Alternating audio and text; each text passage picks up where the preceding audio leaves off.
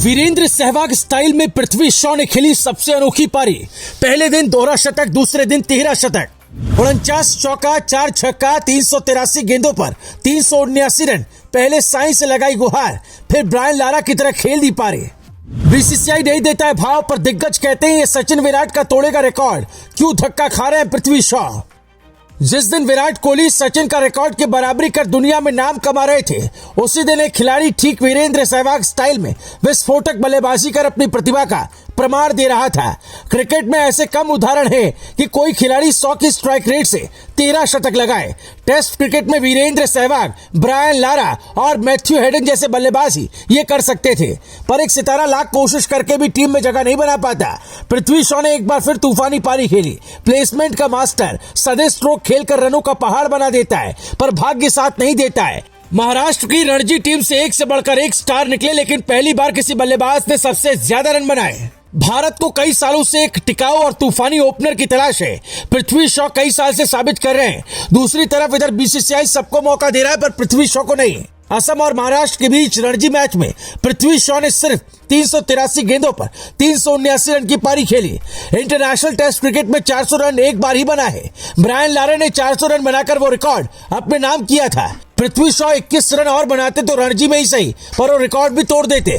379 रनों की पारी में 49 चौका यानी 196 रन सिर्फ चौके से आए, जबकि 4 छक्का है।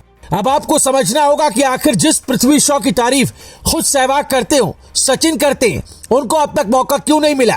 एक बार मौका मिला तो खुद को साबित किया, फिर भी बीसीसीआई में कौन है जो करियर को बर्बाद करना चाहता है। पृथ्वी शॉ ने असम के गेंदबाजों की ऐसी धुलाई की कि वो अपनी लाइन लेंथ तक भूल गए। ये रन उन्होंने दूसरे दिन पूरे कर दिए।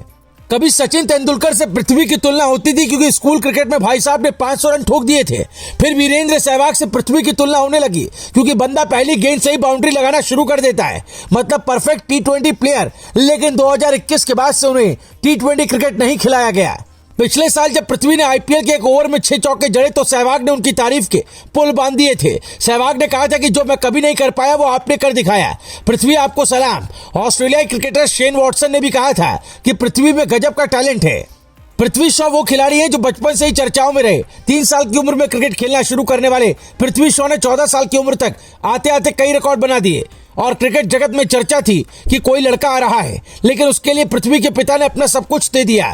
व्यापार छोड़कर बेटे की परवरिश में लग गए, क्योंकि 4 साल की उम्र में पृथ्वी शॉ की मां का निधन हो गया था। इसके बाद पृथ्वी ने बल्ले से दोस्ती कर ली। उन्होंने दिलीप ट्रॉफी में सबसे कम उम्र में शतक लगाया और सचिन का रिकॉर्ड तोड़ा। एक वक्त था जब पृथ्वी बच्चे हुआ करते थे और कई बार पिता काम से बाहर जाते थे तो अकेले क्रिकेट खेलने निकल जाते थे। खुद उठना, खुद नाश्ते का जुगाड़ करना और किट बैग पैक करके खुद खेलने जाना किसी 7-8 साल के बच्चे के लिए आसान नहीं होता। लेकिन आज लोग कहते हैं कि वो अपने क्रिकेट को लेकर सीरियस नहीं है। उन्हें जानना चाहिए कि जिसने 3 साल की उम्र में बल्ला थाम लिया हो, अपनी माँ के बिना पिता के साथ अकेले सब किया हो, वो सीरियस नहीं होगा। 2013 में अपने स्कूल रिस्बी स्प्रिंगफील्ड की तरफ से खेलते हुए शॉ ने 330 गेंदों में 556 रनों की पारी खेल डाली थी। हैरिस शील्ड मैच में बनाया गया ये रिकॉर्ड उनके करियर में मील का पत्थर साबित हुआ। अब पृथ्वी शॉ का ये रिकॉर्ड प्रवीण धनावड़े तोड़ चुके हैं, जिन्हें जल्द ही हम बड़े क्रिकेट में देखेंगे। पृथ्वी अपनी प्रैक्टिस के लिए 1.5 घंटे तक ट्रेन में सफर करके जाते थे। वो रोजाना विरार से बांद्रा तक लोकल ट्रेन में सफर करते थे। जिस क्लब में सचिन के बेटे अर्जुन खेलते थे, उसी में पृथ्वी भी थे।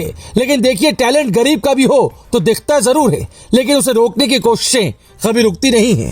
Bureau report, global Bharat TV.